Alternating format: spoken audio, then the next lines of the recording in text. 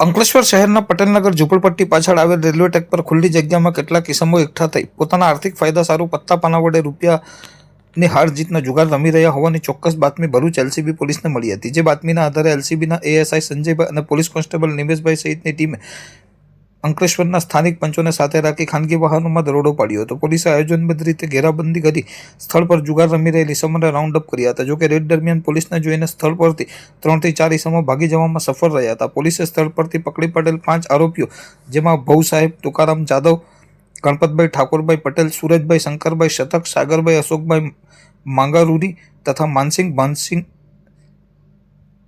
કશ્યપ ની અંગ ઝડપી લેતા તેમની પાસેથી ₹12,000ની રોકડ રકમ મળી આવી હતી. આ ઉપરાંત જુગારના દાવ પરથી વેરણ પડેલ રોકડ ₹3200 તથા